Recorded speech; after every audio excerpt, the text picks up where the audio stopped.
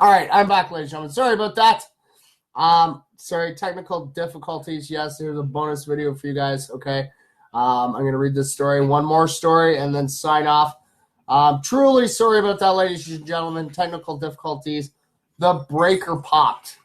So when the breaker popped, the internet went down, and it kind of disconnected us. So we are back. This is part 2. This is a bonus video, ladies and gentlemen. So please make sure you get your comment reaction on both the first part and the second part. So sorry about that. But we are back. Hello, Suli and Jeff Big Sexy. Hello, guys. Hey, Suli, look. Nacho's got your name. Nacho's got your name. See, look. She came back. That's great. But yeah, sorry about that, ladies and gentlemen. The popper popped. The breaker popped. And yes, everything went down. Yes, it happens. Sorry about that, ladies and gentlemen. But yes, we're going to finish reading off this story. And then we're going to read one more story, and then we're going to sign off. Hello, Tamara. Hello, everybody. All right. So I guess we'll go back a little bit here, right? All right. So yes. So the concerned mother of 3, then called family and friends to help look for Remy. When members of the community caught wind of the situation, however, the search party eventually grew to include 100 volunteers and law enforcement officers. Due to the density of the corn, the search was called a stressful and emotional time, even with helicopters flying overhead. The crew spent hours searching the cornfield until their flashlights started to die, and they decided to call it a night. So yes, hello, everybody. So the corn feels like razor blades cutting you, especially for a child. One volunteer rescuer told the KEVS. And you don't hear well in the corn either. So when somebody is yelling your name, you can hear them, but you don't know where it's actually coming from. So the next morning, the crew renewed their efforts at 6 a.m. 2 hours later, their search dogs were barking in the midst of the cornfield when they heard a tiny canine voice bark in response. So the rescuers finally found Remy roughly half a mile from the house, curled up on a patch of broken corn stalks. More importantly, her dog, Fat Heath, that's what they call him, Fat Heath, this small little pup, had been there to keep an eye on her. If he had not been there to call to the rescue dogs towards the location, the search may have taken a lot longer. So they said that she was asleep when he picked her up, Timber told the news station. She was definitely exhausted, hot, really sweaty, and it took a while to drink anything. She said that she wasn't scared because Fat Heath was there. If he wasn't, I think she would have been terrified. Apart from some mosquito bites, the child is unharmed. And it's probably pretty safe to say that Fat Heath will be getting a steak for being such a good boy and watching over his companion throughout the long night. That is awesome. Suli says, hello, Master Chef. Meow. There you go. Meow. All right, so I'm going to share that off, ladies and gentlemen. All right. So we're gonna show this off, and we did try to keep it connected. I was trying to find the searching of it so we could actually continue off the stream, but just as it went on, it canceled out. So here we go. Okay, so we're gonna tweet this off as well. So we're gonna tweet this off, okay, and we're gonna do one more story. And this story I wanted to do because I actually read this one, and I wanted everybody to read. Or hear this story. It's really, really touching. It's come on, it's a little MF right there. It's great. All right, so this is actually from today. A girl finds a way to honor civil rights activist after randomly stumbling upon a small memorial. So when Sarah Haycox found a small commemorative plaque dedicated to Edwin T. Pratt, she was curious as to why he lived such a short life. Now, upon learning about his life and achievements, there is not a single person in her city who will not be ignorant to his identity.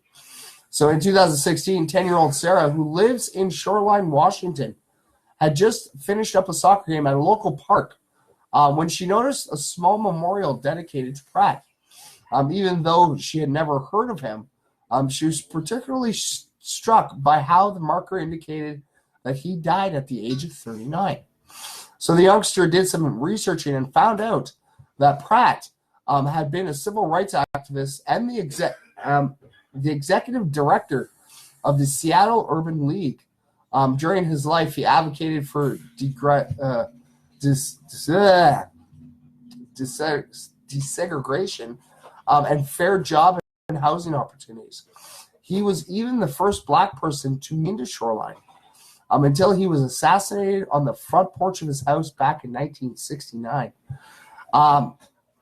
So inspired by his career, Sarah wondered how she could properly honor Pratt beyond a little plaque. She then noticed that an early learning center was being built across the street from her school. More importantly, it did not yet have a name.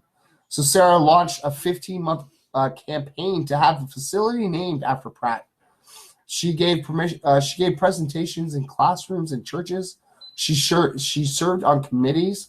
She spoke with school board members and officials, and she even went door to door so that she could collect over 2,000 online and in-person signatures for a petition. Finally, the school board unanimously voted last week to name the new school the Edwin T. Pratt Early Learning Center. Though the accomplishments was a dream come true for Sarah, she's still working tirelessly in Pratt's honor. She has started a GoFundMe campaign to pay for the Pratt family's travel expense so that they can attend the center's opening ceremony and so that she can finance a mural on the building's exterior. Oh, that's pretty cool. And it's only a plaque. It's like maybe like this wide, but maybe like this big. It's got like a little frame in it like this. That's all it is. So yeah, that's pretty cool. That is. And like I said, see little MFers. It is. It's great. All right. Okay. So we're going to share this off. And yes, ladies and gentlemen, we're going to end up calling it a night before the breakers get popped again. So there's, like I said, ladies and gentlemen, this is your chance for your bonus video. You can get your name entered twice for every stream. So if you do the one from earlier, you do this one, get your name entered 4 times. All right. So we're going to tweet this off as well. Okay, so it's tweeted off. All right, ladies and gentlemen, there we go. Oh, what is that? No. Close. All right, so we're going to shut off the Good News Network. Thank you, ladies and gentlemen, for tuning in. Sorry about that. Like I said, the breaker popped, internet went down, and we tried to get back on as fast as we could. So, yes, ladies and gentlemen, make sure you tune in tomorrow night. We do have some facts that obviously you guys have a little rough idea what we're going to get tomorrow. All right, so make sure you guys tune in tomorrow night. Hopefully the breaker will not pop again, and we'll be able to do a full show for you guys, all right? So to the one out there, I know that you do watch, you may not comment, you may not react, but always remember it's your time. All right, I want all my MFers out there to know I love each and every last single one of you, because you know what? Without you, MFers Live wouldn't be where it is today. And thank you guys so much.